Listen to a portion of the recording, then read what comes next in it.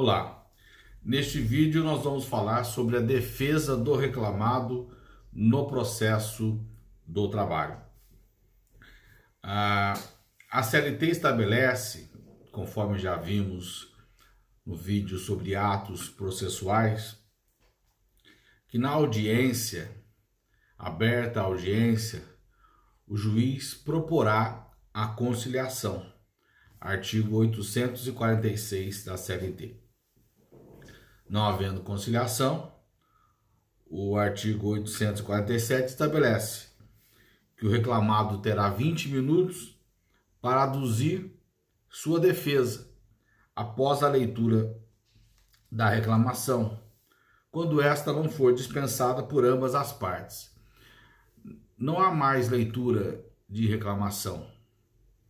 O reclamado, ao ser notificado na forma do artigo 841 da CLT, ele recebe uma senha de acesso ao processo judicial eletrônico e lá ele terá acesso à petição inicial e documentos.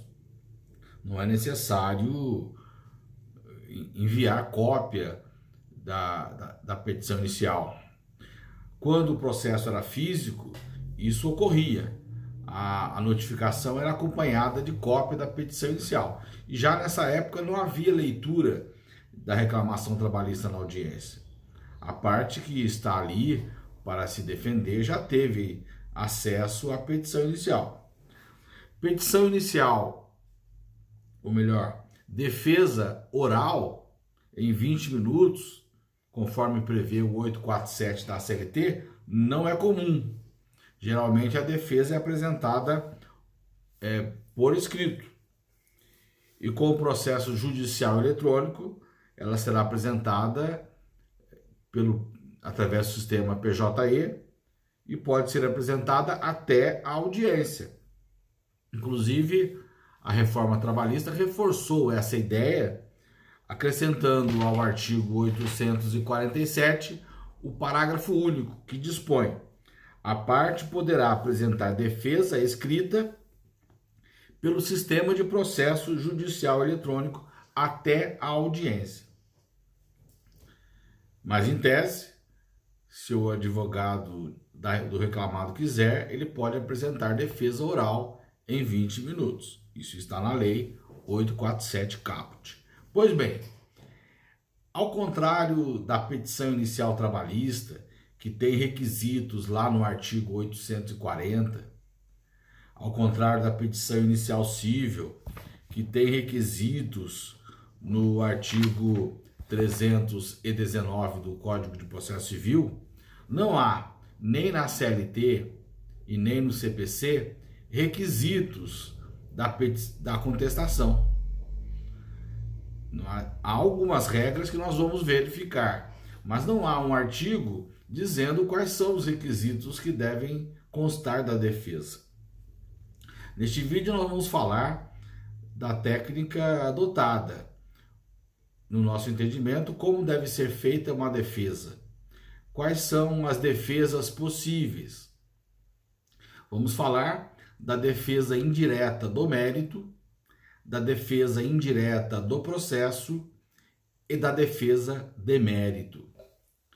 Pois bem, antes de discutir o mérito e antes de discutir e alegar, arguir a chamada defesa indireta do processo, a primeira defesa que deve ser apresentada é a defesa indireta do mérito.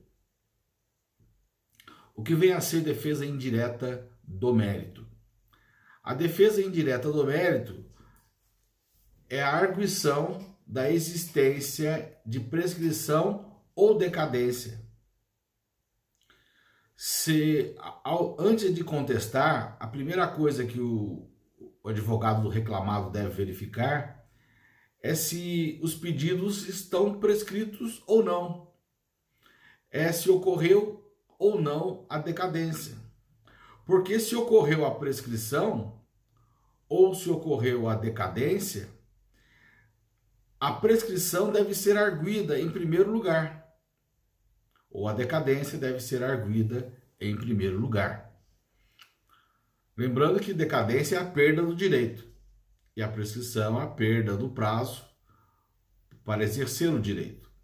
Então, se ocorreu decadência ou prescrição, essa deve ser a primeira defesa a ser apresentada. É a defesa indireta do mérito. A defesa indireta do mérito, prescrição ou decadência, uma vez alegada, sendo reconhecida, levará à extinção do processo, à resolução do processo, com resolução do mérito, sem análise do mérito. Eu vou repetir. A prescrição e a decadência levam à resolução do mérito sem análise do mérito. O mérito é, tem direito ou não tem direito. Com relação à prescrição, o prazo prescricional trabalhista está previsto no artigo 7º, inciso 29 da Constituição da República. Extinto o contrato de trabalho, o empregado tem até 2 anos para propor reclamação trabalhista. E ele só pode reclamar os últimos 5 anos. A contagem é feita da propositura da ação. Então, se é extinto o contrato de trabalho hoje, dia 24 de maio de 2020, o empregado terá até 24 de maio de 2022 para propor reclamação trabalhista. Se ele ajuizar a reclamação trabalhista no dia 25 de maio de 2022, todos os seus direitos estarão prescritos. E com relação à prescrição quinquenal, proposta a reclamação trabalhista hoje, dia 24 de maio de 2020, apenas os direitos de 24 de maio de 2015 para cá é que poderão ser apreciados. Os pedidos anteriores a 24 de maio de 2015 estarão todos prescritos. Essa é a prescrição trabalhista prevista no artigo 7º, inciso 29, e na CLT no seu artigo 11. Pois bem, se eu apresentar na contestação a arguição de defesa indireta do mérito, prescrição, alegando que a ação foi ajuizada após o biênio prescricional, ou que os pedidos são anteriores ao quinquênio, né? Ao quinquênio, né? O juiz vai verificar a data da dispensa do empregado e a data da propositura da ação, no caso da prescrição bienal. Ou o juiz vai verificar a data da propositura da ação e a data dos pedidos, para verificar se esses pedidos se referem a período que excede os últimos 5 anos. Então, ao constatar que ocorreu a prescrição bienal ou a prescrição quinquenal, haverá resolução de mérito. Por quê? Porque o Código de Processo Civil, lá no artigo 487, artigo 487 do CPC, diz: haverá resolução do mérito quando o juiz, segundo, decidir de ofício ou a requerimento sobre a ocorrência de decadência ou prescrição. Então, o artigo 487, inciso 2º, prevê que quando o juiz acolhe a prescrição ou a decadência, haverá resolução de mérito. Mas o mérito em si não é apreciado. O mérito é, tem direito ou não tem direito de tudo aquilo que está pedindo. Esse é o mérito. Isso não vai ser apreciado. Vai apreciar apenas a existência da prescrição. Por isso que eu digo, a prescrição, na prescrição ou na decadência, há resolução de mérito, sem análise do mérito. O mérito em si não é analisado, de cada pedido formulado. Apenas se verifica se ocorreu a prescrição. E havendo prescrição, haverá resolução de mérito, 4872, sem análise do mérito. Se o pedido deduzido, imaginemos dano moral decorrente de acidente de trabalho.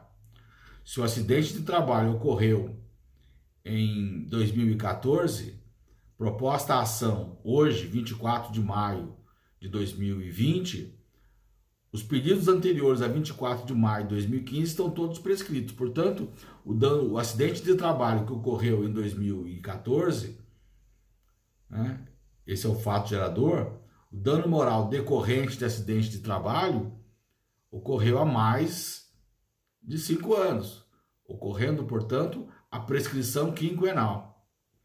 O TST já reconheceu que se a competência da Justiça do Trabalho existe para julgar o dano moral decorrente de acidente de trabalho, esse dano moral também deve prescrever da mesma forma que os demais créditos salariais, né, trabalhistas.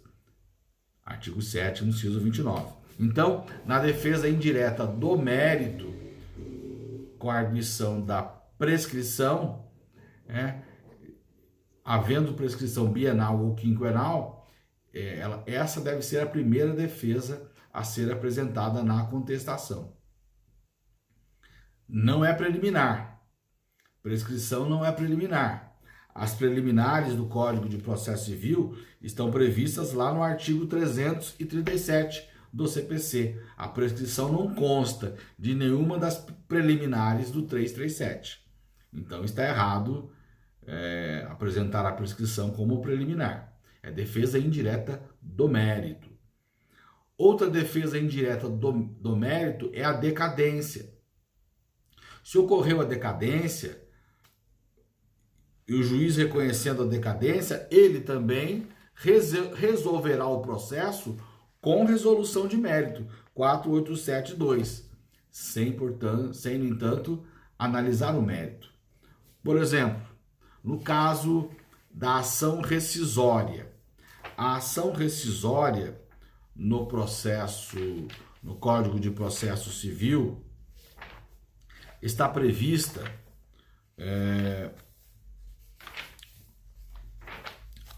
no artigo 966.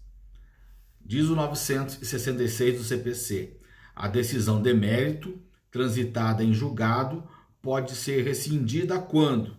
São 8 hipóteses. Nas 8 hipóteses do 966 do CPC, é cabível a ação rescisória. Se ocorreu ou não, o que está previsto no 966 do CPC é mérito. Mas a ação rescisória deve ser ajuizada em 2 anos, a contar do trânsito em julgado da última decisão. É o que diz o 975 do CPC. 975. O direito à rescisão se extingue em 2 anos, contados do trânsito em julgado da última decisão proferida no processo. Se a ação rescisória foi ajuizada após 2 anos da última decisão, ocorreu a decadência, a perda do direito, defesa indireta do mérito. Arguida a decadência, o juiz vai verificar quando foi a última decisão que transitou em julgado, se decorreu mais de 2 anos. Verificando isto, haverá resolução do mérito, 4872 do CPC. Mas o mérito em si, se ocorreu ou não aquela hipótese do 966 que fundamenta a rescisória, ele não vai apreciar. Outra hipótese de decadência no processo do trabalho: o inquérito para apuração de falta grave. O artigo 853 da CLT estabelece que o dirigente sindical que cometeu falta grave, para ser dispensado, é necessário o inquérito para apuração de falta grave. E o 853 estabelece que o inquérito para apuração de falta grave deve ser ajuizado dentro de 30 dias contados da suspensão disciplinar. Ora, se o inquérito para apuração de falta grave for ajuizado após 30 dias da suspensão disciplinar, terá ocorrido a decadência. Então, ajuizado o inquérito para apuração de falta grave, ao contestar esse inquérito para apuração de falta grave, a primeira coisa que deve ser observada é se ocorreu ou não a decadência. Se o inquérito foi ajuizado após 30 dias da suspensão disciplinar, ocorreu a decadência. Então, a primeira defesa que deve ser apresentada é a defesa indireta do mérito, da decadência, informando a data da suspensão disciplinar e a data do ajuizamento do inquérito para apuração de falta grave, tendo este ocorrido 30 dias após a suspensão disciplinar. Também como prazo decadencial, com relação ao abandono de emprego, a súmula 62 do TST diz: abandono de emprego, o prazo de decadência do direito do empregador de ajuizar inquérito em face do empregado que incorre abandono de emprego é contado a partir do momento em que o empregado pretendeu seu retorno ao serviço. Então, quando o empregador alega que o empregado abandonou o emprego, se a dispensa por abandono de emprego ocorreu após 30 dias, né, entende-se que houve decadência, né, do direito de alegar o abandono de emprego. Então, a defesa indireta do mérito deve ser arguida toda vez que houver pedido, toda vez que ocorrer prescrição ou decadência no processo do trabalho. Nenhuma outra defesa deve ser apresentada antes da defesa indireta do mérito, a não ser que tenha ocorrido incompetência absoluta. Porque se houve incompetência absoluta, o juiz não será competente nem para decidir se houve decadência ou prescrição. Então, a única defesa que vai anteceder a defesa indireta do mérito é a arguição de incompetência absoluta. A incompetência absoluta faz parte da chamada defesa indireta do processo. A incompetência absoluta é uma das preliminares da contestação, 337.2 do CPC. Incumbe ao réu, antes de discutir o mérito,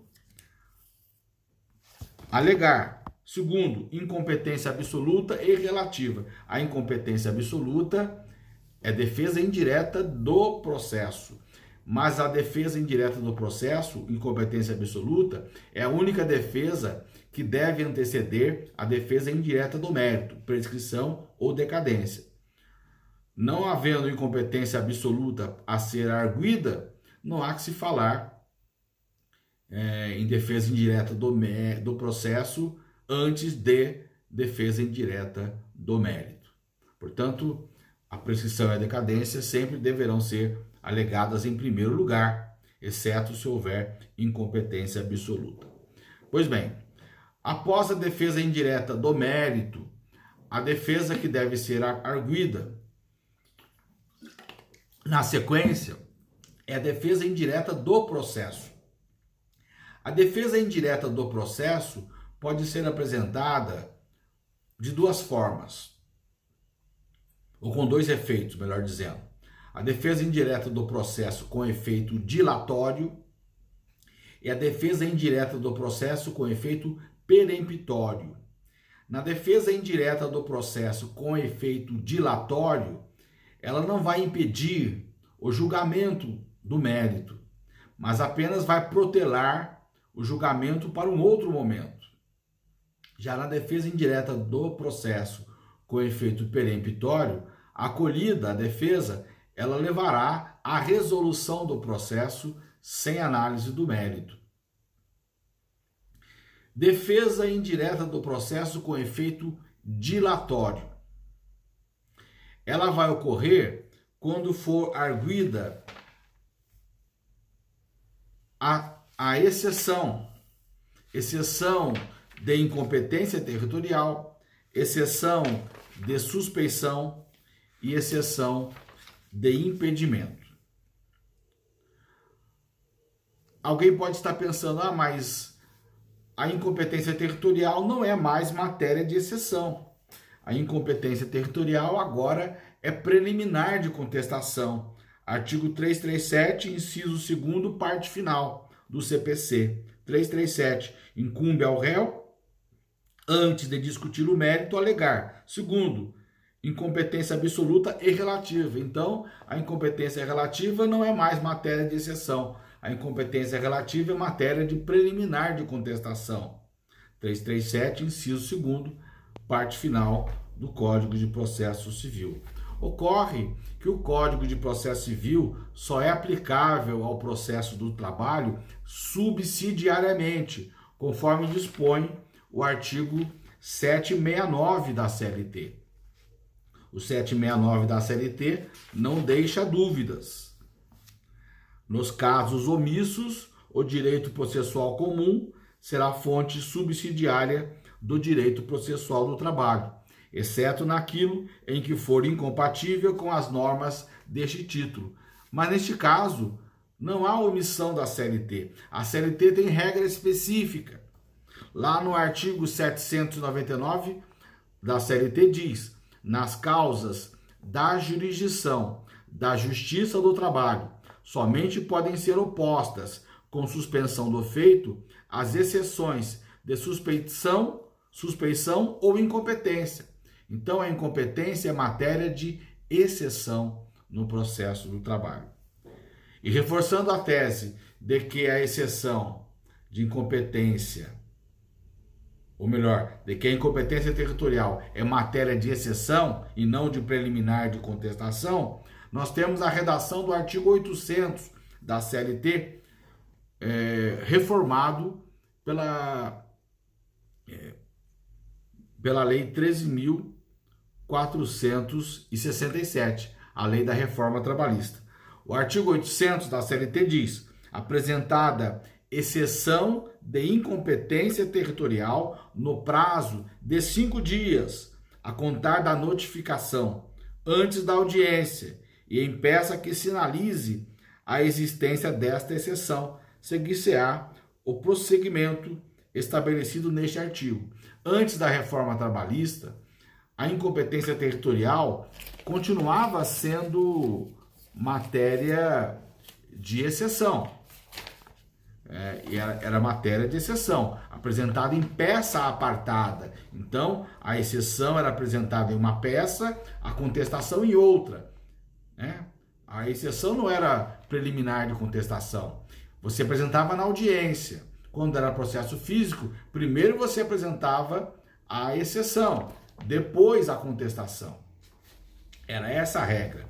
Com o processo judicial eletrônico, primeiro você peticionava a exceção de incompetência territorial, depois peticionava a contestação. Agora, com a reforma trabalhista, houve uma mudança. A exceção de incompetência territorial não é mais apresentada na audiência na qual se apresenta a contestação. A exceção de incompetência territorial é apresentada dentro de 5 dias, contados do recebimento da notificação inicial, lá do 841 da CLT. Se o juiz é incompetente em razão do lugar, incompetência territorial, ele não pode julgar. O processo ficará suspenso enquanto se processa a exceção de incompetência territorial, na forma do artigo 800 da CLT. Se a incompetência territorial for acolhida, o processo será remetido ao juízo competente. Se a incompetência territorial não for acolhida, o processo continuará tramitando perante aquela vara. Por isso o efeito dilatório. Ele não vai impedir o julgamento do mérito, apenas vai protelar a decisão para um outro momento. Outra defesa indireta do processo com efeito dilatório são as exceções de suspeição e impedimento. Aqui no artigo 799 da CLT, ele só menciona no caput a suspeição e a incompetência. O 799 não menciona o impedimento, mas isso tem uma explicação. A CLT é de 1943. Em 1943 não existia a figura do impedimento. Em 1943, o Código de Processo Civil vigente era o CPC de 1939. No CPC de 39, só existia a suspeição, não existia o impedimento. Portanto, a CLT não fala do impedimento porque não existia essa figura jurídica. A CLT só fala da suspeição e da incompetência. As hipóteses de suspeição estão previstas no artigo 801 da CLT. Então, as exceções que aparecem aqui no 799 são de incompetência e de suspeição. Mas o impedimento, ele está previsto no Código de Processo Civil, lá no artigo 144. No 144 do CPC, diz: há impedimento do juiz, sendo-lhe vedado exercer as suas funções no processo, e tem 9 hipóteses. E também o juiz não poderá exercer a sua função no processo quando ele for suspeito. 145, a suspeição do juiz. Quando? 4 hipóteses. Então, a CLT vai aplicar o impedimento do 144 do CPC subsidiariamente. Mas, se aquela figura do impedimento do 144 do CPC constar da CLT como suspeição no artigo 801, não será impedimento, será suspeição. Portanto, além da suspeição do artigo 801 do CPC, além da suspeição do artigo 801 da CLT, nós vamos ter a suspeição do artigo 145 do CPC, que eventualmente não conste do 801 da CLT, e teremos o impedimento do 144 do CPC, que não conste da CLT como suspeição. Se o juiz é suspeito ou impedido, ele não pode julgar o processo. Arguida a suspeição ou impedimento do juiz, o processo ficará suspenso. De ofício, ele pode se dar por impedido ou suspeito. Arguida a sua suspeição ou seu impedimento, ele pode reconhecer a suspeição ou o impedimento. Outro juiz julgará a causa. Mas se o juiz não aceitar o impedimento ou a suspeição, o tribunal é que vai decidir se ele é suspeito ou é impedido. Acolhida a suspeição, o processo será remetido a outro juízo que não seja impedido, que não seja suspeito. Caso contrário, se o tribunal não reconhecer o impedimento ou a suspeição, o juiz continuará atuando no processo. Por isso, a incompetência territorial, o impedimento e a suspeição são defesas indiretas do processo com efeito dilatório. Não se discute matéria de mérito, só se discute matéria processual. E não há impedimento para o julgamento do mérito, apenas protela-se a decisão para um outro momento, perante o juiz que não seja incompetente em razão da matéria, do território, ou que não seja impedido, ou que não seja suspeito. Já a defesa indireta do processo, com efeito peremptório, ela vai ocorrer nas hipóteses do artigo 337 do CPC. São as preliminares. Havendo preliminar, ela deve ser arguida. As preliminares estão previstas no artigo 337 do CPC. São várias as preliminares, existente alguma delas, ela deve ser arguida. Dependendo da preliminar arguida, haverá necessidade de correção da petição inicial, pode haver extinção do processo, sem resolução do mérito, pode haver reunião do processo, quando o juiz acolhe, por exemplo, a preliminar de conexão, de litispendência, figuras do Código de Processo Civil já estudadas para aqueles que estão estudando direito processual do trabalho. Após a defesa indireta do mérito e a defesa indireta do processo, é que se vai fazer defesa de mérito.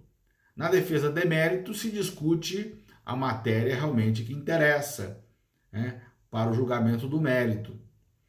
Aqui também, na defesa indireta do mérito, se deve buscar, para fundamentar a defesa, o posicionamento do Supremo Tribunal Federal.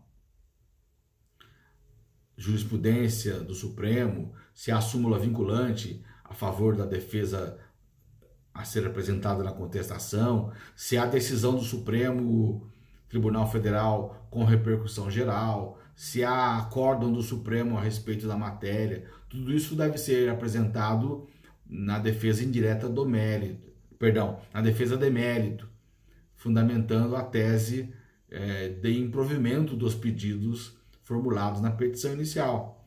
Para que o reclamado possa chegar ao Supremo Tribunal Federal, ele tem que começar a preparar a matéria constitucional na sua contestação, na sua defesa de mérito. Deve-se buscar também no Tribunal Superior do Trabalho súmulas, orientações jurisprudenciais e acórdãos, principalmente da seção de dissídios individuais, ou, se não houver, da turma, de uma das 8 turmas, para sustentar a tese da defesa.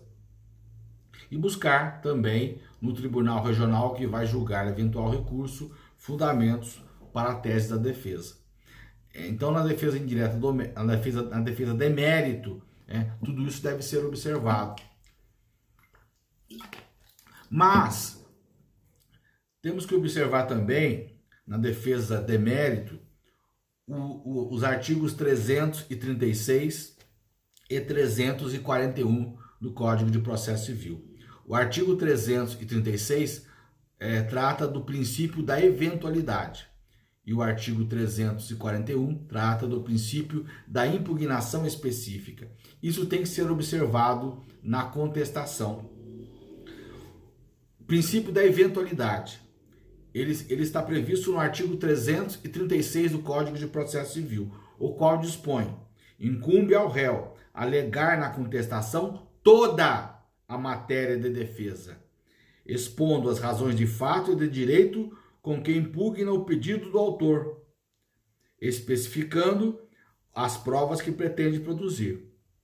Então, princípio da eventualidade, toda a matéria de defesa deve ser apresentada. Ao contrário da petição inicial, da reclamação trabalhista, que pode ser aditada, a contestação não permite aditamento. Então, a defesa apresentada tem que estar completa. Toda a matéria de defesa deve ser apresentada. Não há possibilidade de se complementar a defesa posteriormente. Não há possibilidade de aditamento da contestação. Por isso, o princípio da eventualidade exige que toda a matéria de defesa seja apresentada com os argumentos de fato e de direito. Os argumentos de direito são aqueles que eu mencionei: fundamentos na jurisprudência do Supremo, do TST, do TRT que vai julgar e, eventualmente, de doutrina, conforme o caso. Esse é o princípio da eventualidade. Toda a matéria de defesa deve ser apresentada. Também deve-se observar a exigência do artigo 341 do CPC. Deve haver impugnação específica. Todos os pedidos, por mais absurdos que possam ser, têm que ser impugnados. Artigo 341 do Código de Processo Civil. Incumbe também ao réu manifestar-se precisamente sobre as alegações de fato constantes da petição inicial, presumindo-se verdadeiras as não impugnadas, salvo se. Então, é necessário fazer impugnação específica dos fatos. Os fatos alegados na petição inicial devem ser impugnados de forma específica. Não pode haver impugnação por negativa geral. A impugnação tem que ser específica. No vídeo sobre provas, nós veremos que os fatos não impugnados transformam-se em fatos incontroversos. E os fatos incontroversos independem de prova, né? Eu disse que não é possível aditar a contestação. A única hipótese de você complementar as alegações da contestação é aquela do 342 do Código de Processo Civil, que diz: depois da contestação, só é lícito ao réu deduzir novas alegações quando, primeiro, relativas a direito ou a fato superveniente. Segundo, competir ao juiz conhecer delas de ofício. Terceiro, por expressa autorização legal, puderem ser formuladas em qualquer tempo e grau de jurisdição. Não sendo a hipótese do 342 do Código de Processo Civil, toda a matéria de defesa tem que ser deduzida na contestação, princípio da eventualidade. Também, como matéria de defesa, pode ser apresentada a reconvenção. Na reconvenção, o réu ajuiza uma ação em face do autor. E aqui o reclamado ajuizaria uma tese reconvencional em face do reclamante. Antigamente, a reconvenção era apresentada em peça apartada. Com o novo Código de Processo Civil, o artigo 343 permite que na própria contestação o réu proponha reconvenção para manifestar pretensão própria, conexa com a ação principal e com o fundamento da defesa. Então, antes, a reconvenção era uma ação do réu em face do autor. Não era correto apresentar a reconvenção na contestação. Isso acontecia, mas não era correto. A reconvenção era uma ação. Mas agora, com o novo Código de Processo Civil, o artigo 343 permite que na contestação se apresente pedido reconvencional, de forma que o reclamado, ao contestar a reclamação trabalhista, também poderá reconvir. Eram essas as observações que tínhamos que fazer sobre a defesa do reclamado. No próximo vídeo, falaremos sobre as provas no processo do trabalho. Até lá!